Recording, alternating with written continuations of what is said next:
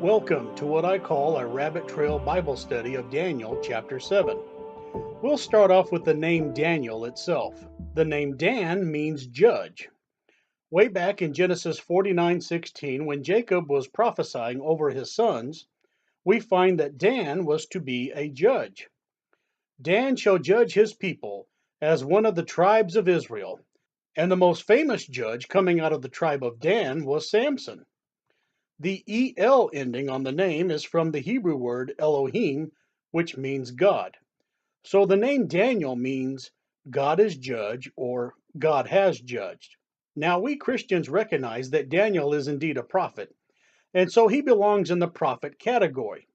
For example, we wouldn't get the book of Daniel mixed up with the Psalms or Proverbs, but it seems as if the Jews kind of did. The Jews divided their Bible into three sections: the law, the prophets, and the Psalms, which they call writings. Even Jesus refers to this in the Gospel of Luke, chapter 24, when he mentions the law of Moses, the prophets, and the Psalms.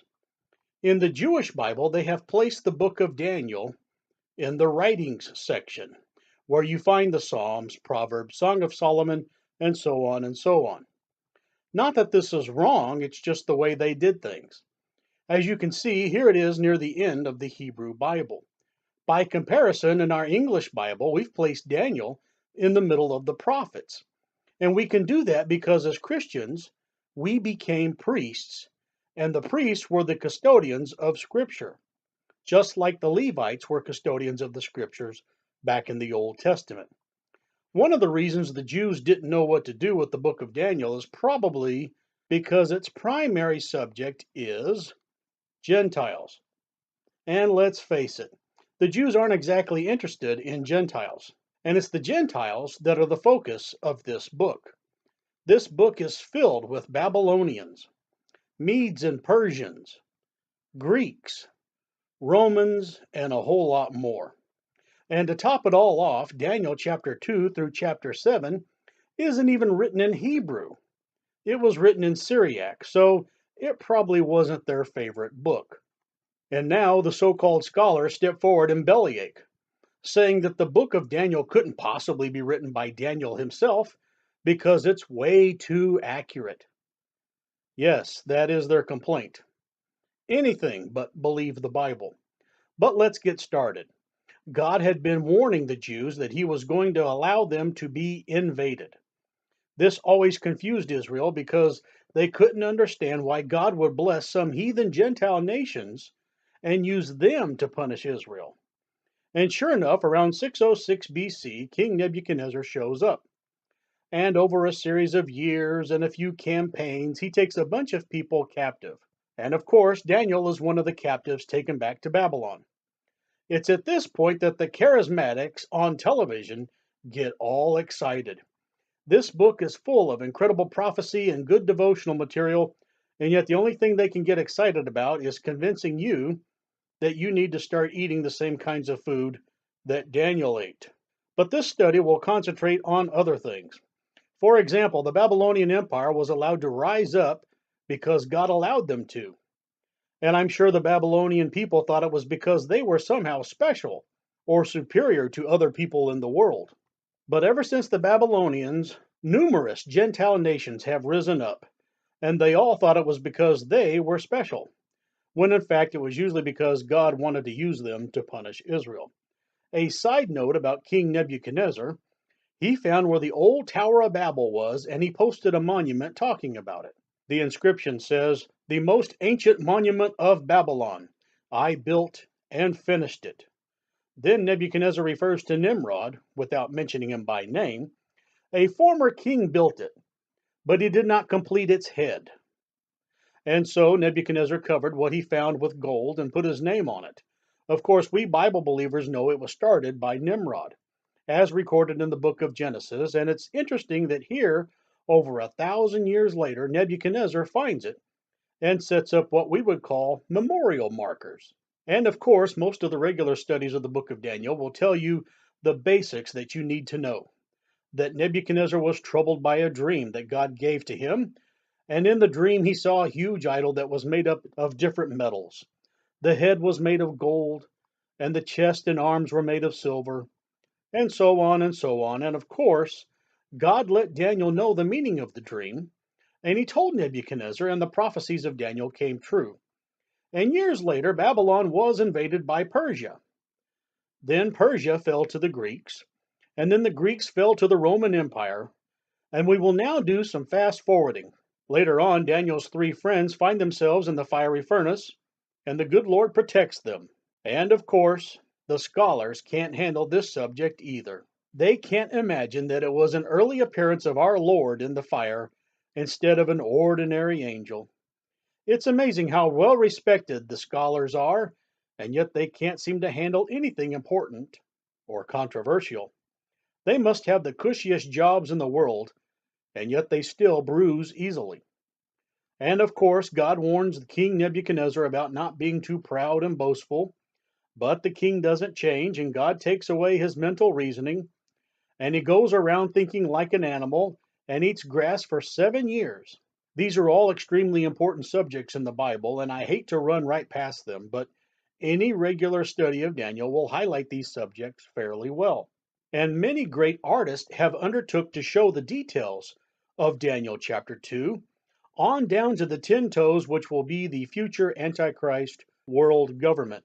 But when we get to Daniel chapter 7, and we find four strange beasts rising up out of the sea, these Bible teachers that were doing a fairly good job in Daniel chapter 2 unfortunately make a mistake on misapplying these beasts. They say to themselves, oh, look, God is repeating himself. And so they just match up each of these four beasts with the main four sections of the idol from Daniel chapter 2. But in this Bible study, we will deviate from the standard teaching. From time to time, you may have seen beautiful charts like this drawn by the late great Clarence Larkin back in 1918. His charts are good because he draws them like a timeline, so you can see how each empire unfolds. But even Clarence Larkin will match up the lion with Babylon, and he'll match up the bear with the Persian Empire, the leopard with the Greek Empire, and the dragon with the Roman Empire leading into the 10 toes. This seems to be the standard teaching among many of the brethren. Matthew Henry, R.C. Sproul, Adam Clark, J. Vernon McGee, C.I. Schofield, and John Wesley. They all match up Daniel chapter 7 with chapter 2. And I wouldn't blame them for doing that, as it would make sense if it weren't for one tiny little detail. And yes, you can almost understand why they do it. They'll even say, oh, look, we found some lions etched into the walls of Babylon. You see, those Babylonians identified with the lion. And while that might seem important at first, we also find bulls. Did they identify with bulls as well? And we also find big lizards, kind of like some sort of Komodo dragon that was alive and well back then. They probably loved that Babylonian heat and sunshine. But the great commentators and the study Bibles seem to be overlooking a minor detail in verse 17. You see, they all made up their minds about these beasts before they even got to verse 17. These great beasts, which are four kings which shall arise out of the earth. Shall arise. That means they haven't risen up just yet when Daniel saw this vision. And when exactly did Daniel have this vision? In the first year of Belshazzar, king of Babylon. That's towards the tail end of the Babylonian Empire. So that first beast that looks like a lion can't be Babylon, because Babylon is already there. So if someone wants to align these beasts up with something, they can't start with Babylon. Babylon was already there, so they'd have to start with Persia if they were going to make an attempt at matching them up with anything. But what if this lion is not Persia either? Let's look at chapter 7's description. The first was like a lion, and had eagle's wings. I beheld till the wings thereof were plucked, and it was lifted up from the earth, and made stand upon the feet as a man. And a man's heart was given to it. Now, if we weren't reading the book of Daniel and we were instead just talking about countries being identified with certain animals, and I said, name the first country that comes into your mind that's usually thought of and identified as a lion, what country would you say? Just let it come to you naturally. When I asked the same question to a few of my friends without telling them about the book of Daniel, most of them quite naturally came up with England. I didn't tell them to think about the Bible beforehand. This is why the majority of those that I asked said England. Had I told them to think of an answer through a biblical mindset, they probably would have said something else. And that's because a lot of us have been preconditioned to not think of any modern countries when dealing with Old Testament prophecy. Here's an even easier one. Name a country that you associate with a bear. When I asked that question, I had even better success with nearly 100% of those that I asked. They came up with the answer of Russia.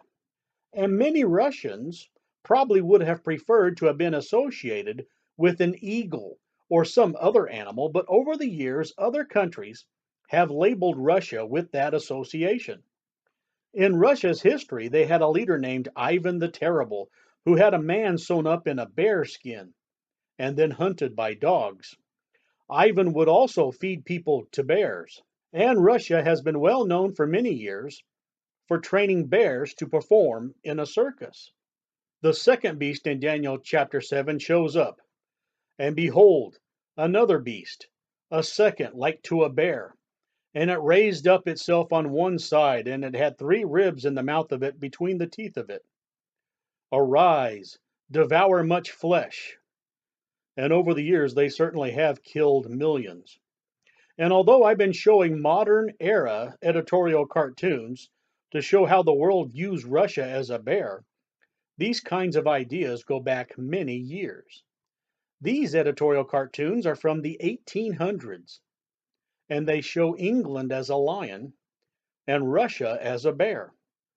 In this cartoon, they show England and Russia demanding that Turkey choose sides of who they want to be allied with.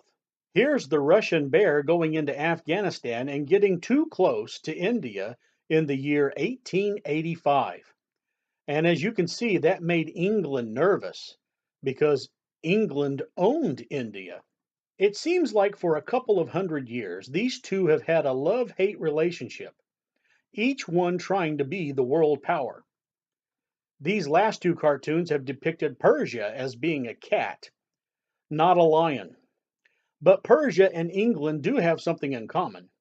They both allowed the Jews to return to their homeland. Cyrus the Great was the Persian king who allowed the Jews to go back to their homeland after the Persians had defeated the Babylonians. You can read all about it in the books of Ezra and Nehemiah. It's also worth noting that at the end of World War I, under the Balfour Declaration, England allowed the Jews to have the land back in Israel because the British had control over the Middle East at that time. Of course, Yasser Arafat's uncle made a big fuss about it, so it became a big mess and England went back on their promise. Since I briefly mentioned Persia a moment ago, let's go ahead and identify them. In Daniel chapter 8, the Bible refers to Persia as a ram, not a lion. Persia, the ram, gets attacked by the Greeks, and the Greeks are depicted as a goat. This will be Alexander the Great in history. You can read all about the ram and the goat in Daniel chapter 8. Since both of these countries are identified for us, there was never any reason to match them up with lions and bears. So I will say that the lion is England. In Daniel chapter 7, verse 4, it says, "And a man's heart was given to it." When God plucked the wings off of England, many of them had already started becoming evolutionists. The same could be said of Germany. And yet the Germans would take evolution to the extreme. Evolution teaches that since we all came from worms and animals, then it must be okay to exterminate entire groups of people, as we found out from the atrocities of World War II. But as messed up as England can get with evolution, They couldn't have taken things to the same extreme that Germany did. They have a heart.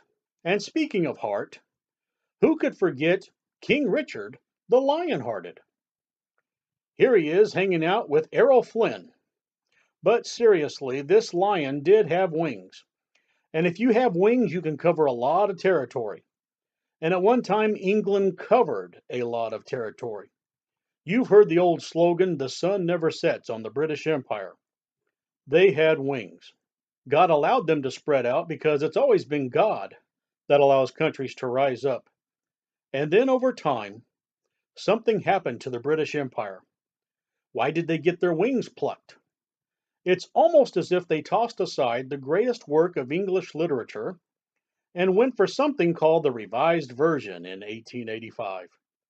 This was the start of the downfall. Now remember the Balfour Declaration I mentioned earlier of 1917? Well, the British failed to live up to their promises to the Jews, and instead they bowed to the demands of Yasser Arafat's uncle in 1921, and a young Winston Churchill gave the Arabs Transjordan instead. And that's probably what sealed the deal in the great lion getting its wings plucked off. And slowly but surely, Great Britain wasn't so great anymore. They soon lost control of India, Hong Kong, South Africa, and I'd keep going, but you get the idea. England since then has had to get some help every now and then from a distant relative. A third megapower has arisen, and just as a leopard is in the same big cat family, and these two cats can reproduce, the third beast arises out of the water. After this I beheld, and lo, another like a leopard, which had upon the back of it 4 wings of a fowl.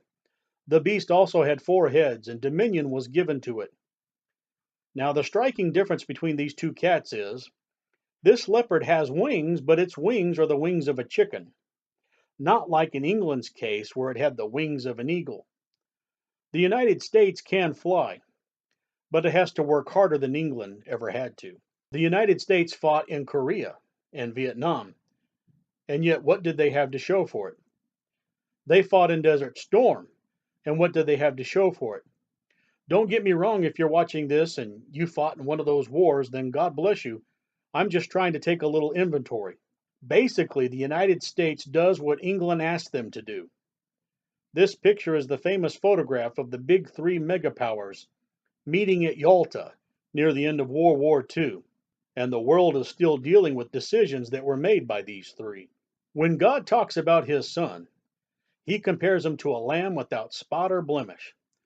The exact opposite kind of animal would be a leopard. A leopard has a white belly and black spots, but he's mostly yellow-brown. He's truly an integrated animal. You might even say he's a melting pot, which had upon the back of it 4 wings of a fowl. The beast also had 4 heads, which is interesting because the United States doesn't have a king. Its government is divided up with 2 houses of Congress, and an executive branch and a judicial branch.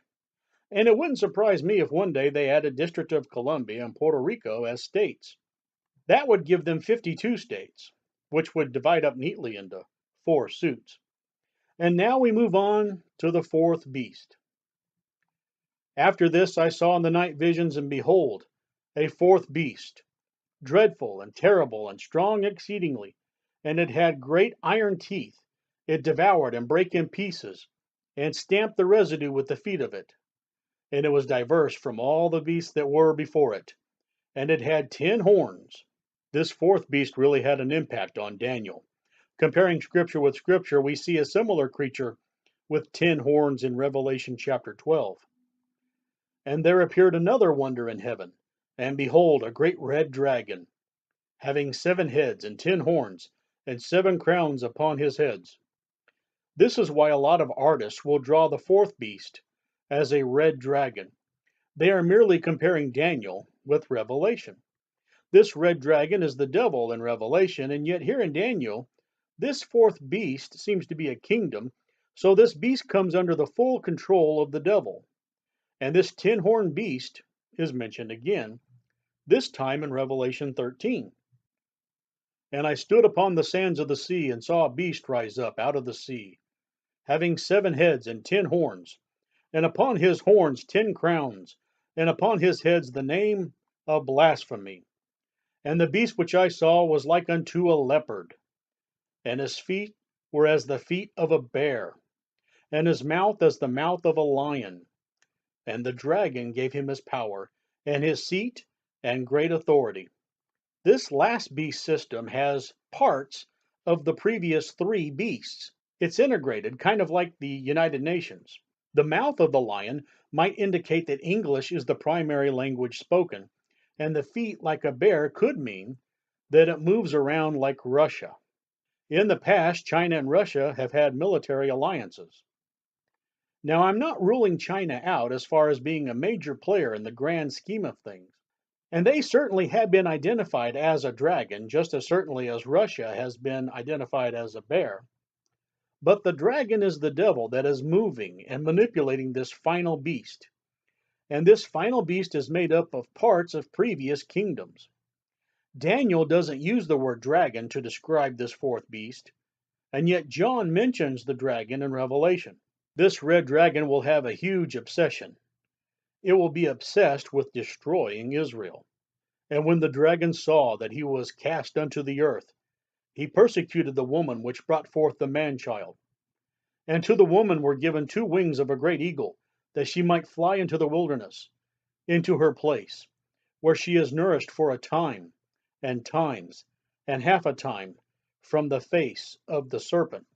And the serpent cast out of his mouth water as a flood after the woman, that he might cause her to be carried away of the flood. Now, as strange as that seems, you have to admit that the entire subject matter is strange, and yet it reminds us of something. It reminds us of a strange verse in the book of Job. In describing the behemoth, God mentions that when it drinks, it thinks it can drink up the Jordan River. Behold, he drinketh up a river, and hasteth not.